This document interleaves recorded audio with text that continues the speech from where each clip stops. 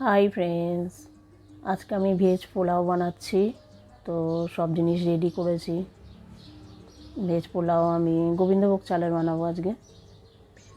গোবিন্দভোগ চাল আমার 500 গ্রাম আছে। এই গোটা সব মশলা নিয়ে নিয়েছি, সবজি কেটে রেডি করেছি। 500 গ্রাম চাল আমার, তার সাথে হচ্ছে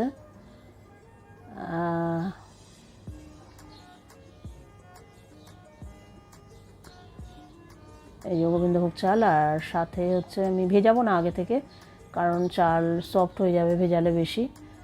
এই বাটি 1.5 বাটি চাল আছে, 500 গ্রাম চাল। আর সাথে হচ্ছে সবজির মধ্যে আছে ফুলকপি, বিনস, গাজর আর মটরশুঁটি।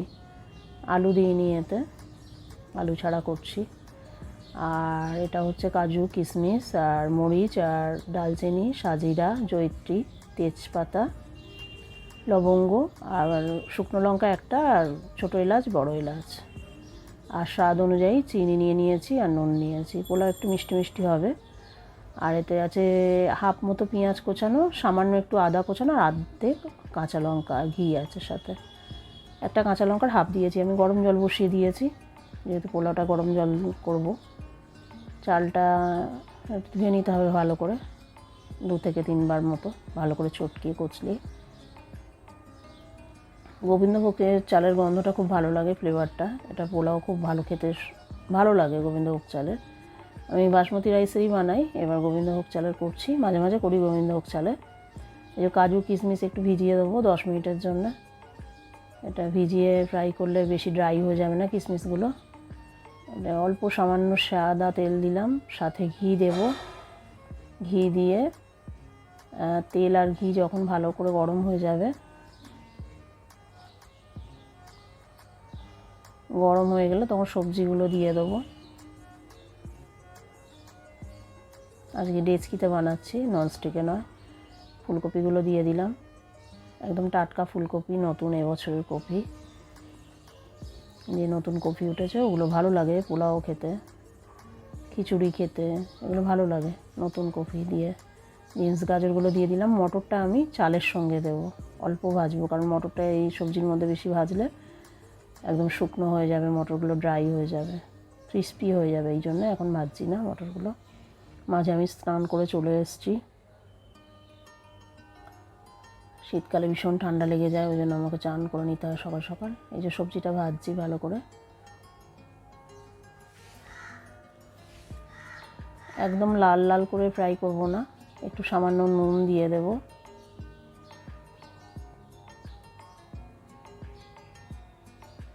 হালকা নুন দিয়ে একটুখানি ভেজে নেব ভালো করে।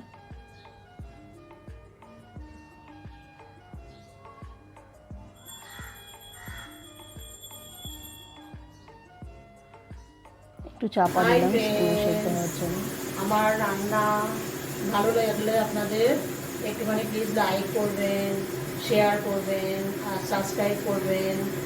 আর আজকে আমার হচ্ছে মাংস আছে আলাদা, সুন্দর মাংসর কারি রয়েছে, ওই জন্য আজকে আমি ভেজ পোলাও বানালাম। ইচ্ছে হলো আজকে, আমার মেয়ে বললো মা একটু পোলাও করো, তো পোলাও করলাম। কষা মাংসের সাথে খাবো, ওই কষা হোক কারি হোক এরমই আছে। তো প্লিজ একটু সাবস্ক্রাইব করবেন আমার চ্যানেলটা, একটু সাপোর্ট করবেন একটু। আর আমি যেমন করে করি রান্না তেমনি দেখালাম, আমি যেমনভাবে রান্না করি তেমনি দেখালাম।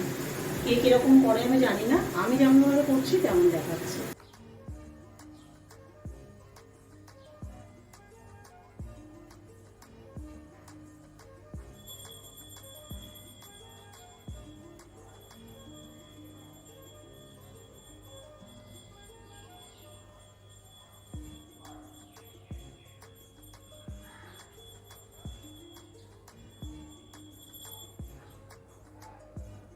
এই যে আমার ভাজা রেডি হয়ে গেছে মোটামুটি, খুব লাল লাল করিনি, মোটামুটি ভাজা রেডি হয়ে গেছে। এবার আমি তুলে নেব ভাজাগুলো, সবজিগুলো। বিনসটা একটু বেশি ভাজা হয়ে গেছে, যেহেতু ফুলকপিগুলো একটু মোটা মোটা আছে, খুব ভালো গন্ধ ছেড়েছে। শীতকালের সবজি ভাজা খুব ভালো লাগে আমার রুটি ফুটির সাথে।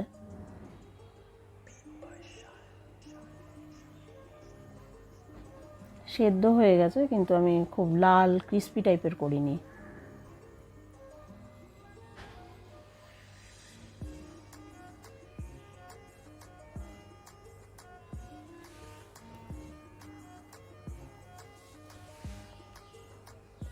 এবার ওই ডেচকিতেই ঘি দিয়ে দিচ্ছি। এবার আর তেল দেবো না, সাদা তেল, শুধু ঘি দিচ্ছি 1 চামচ মতো, বড় চামচে।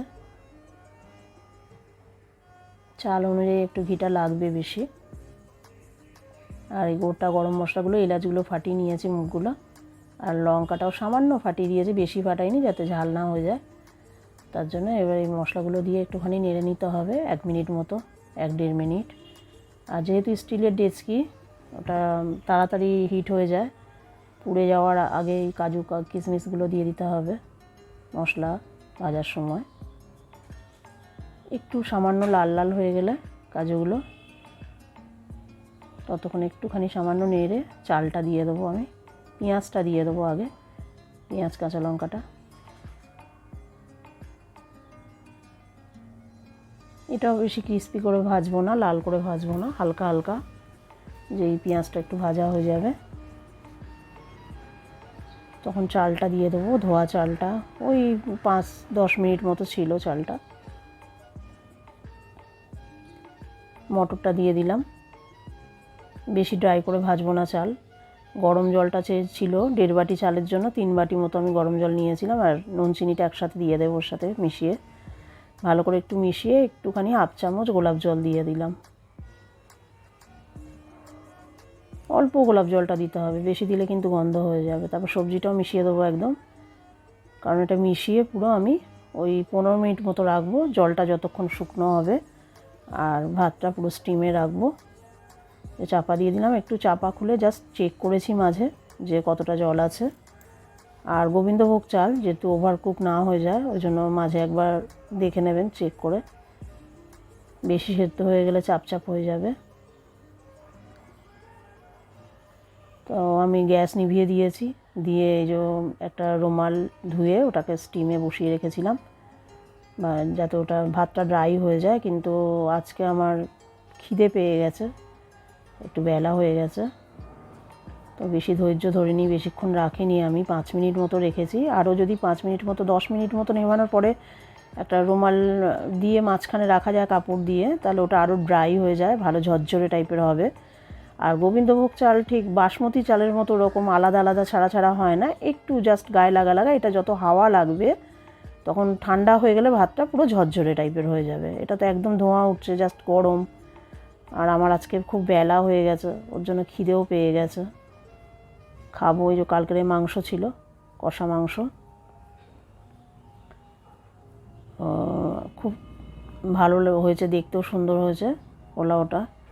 আর টেস্টও মোটামুটি একদম পারফেক্ট হয়েছে। সার্ভ করছি।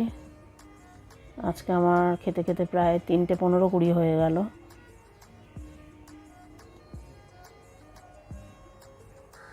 এতক্ষণ ক্যামেরা করছিল আমার মেয়ে, ওর খিদে পেয়ে গেছে, ওর জন্য তুলছি আগে তাড়াতাড়ি করে। তো প্লিজ বন্ধুরা, আমার ভিডিও যদি আপনাদের ভালো লেগে থাকে তো প্লিজ একটুখানি লাইক, শেয়ার আর সাবস্ক্রাইব করবেন আমার চ্যানেলটা। এই যে মেয়েকে একটুখানি খাইয়ে দেব, ওকে বলছি আর কি যে খেয়ে দেখ টেস্টটা কেমন হয়েছে। Tata, by.